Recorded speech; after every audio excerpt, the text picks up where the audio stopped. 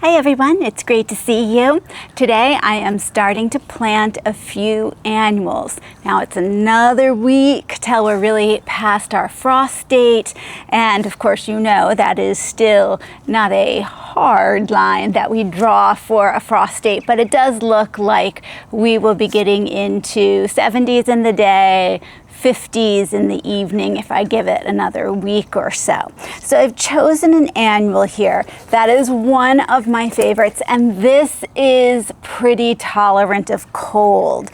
So this is considered an annual around here, but if you're in zone 7A to 11, it is perennial. So 7A, that means it can take some cold. In fact, we're considered 7A now. So you have probably seen this annual both on my channel and many other channels, and hopefully in your local garden center.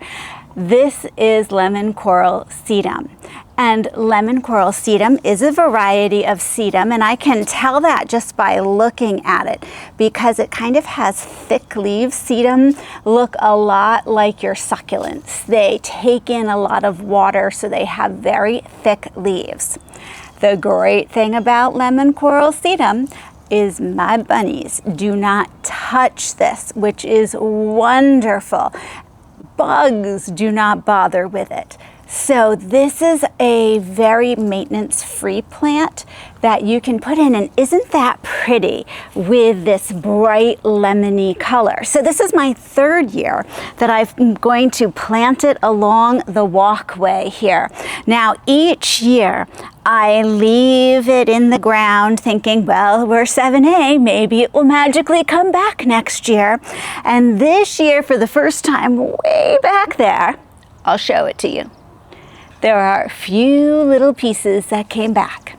Definitely not the amount that were here before, but I will take what I can get. So I would say if you're zone 6B/7A like me, it's probably worth leaving it in the ground and giving it a try.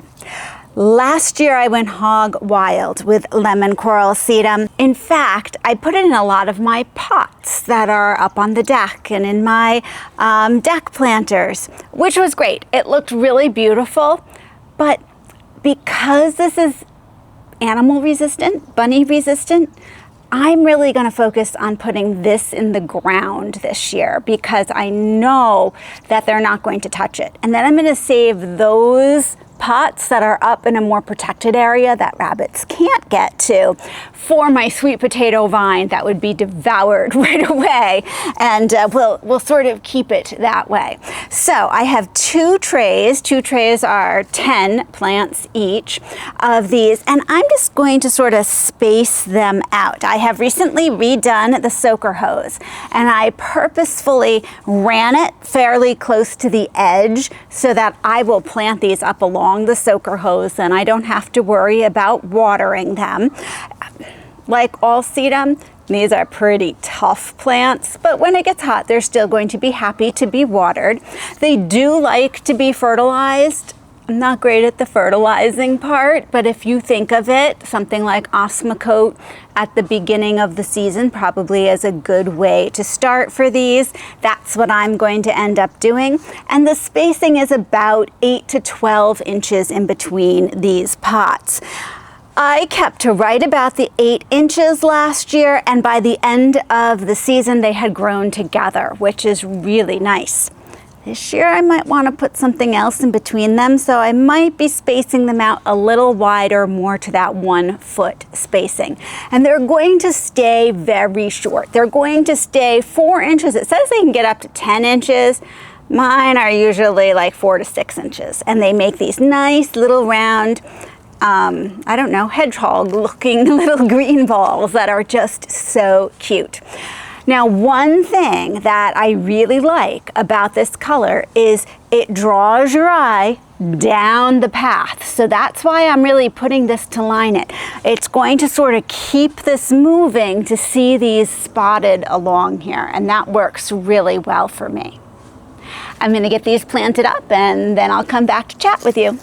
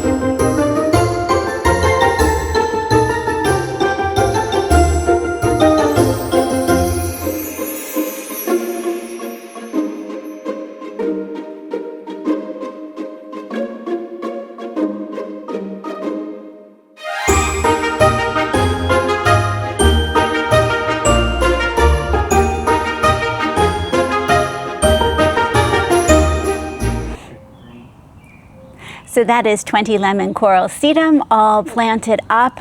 Love how they look. Now notice they're a little worse for wear as you put them in. They kind of go all every direction. They will even themselves out, grow into beautiful rounded clumps. The other thing I discovered is there are a couple other little lemon coral sedum coming back from last year. They are so tiny that it wasn't until I got down there to plant these that I even noticed them. I don't know if we just haven't been warm enough for them to perk up yet, or whether one little tiny bit is all I'm going to get that comes back, but we will have to see. But it was really fun to find those. So we are going to begin quite a planting spree now in the next 3 to 4 weeks. This is, to me, maybe the most fun in the garden, where you get to get the flowers and get them in the ground. Then a lot of the summer, it's just keeping everything going, but I love to find some beautiful flowers. So before I say goodbye to you, I'm gonna give you just a sneak peek at a few flowers that I have ready to plant up next. So here are just a few of the beautiful plants that I will be adding to the deck planters or in the bag in the pot and the pot pots. We have silverberry here. We have blue tiara, or tiara blue, always one of my favorites.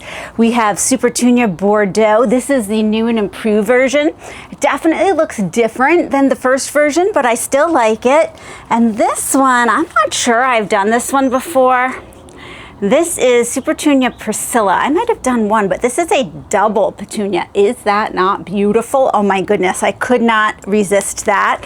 So there are more coming, but it makes me so happy to peek outside and see these, and pretty soon I'll be planting them up with you. I hope you're having as much fun this spring as I am. Thanks so much for joining me, and I'll see you in the next video.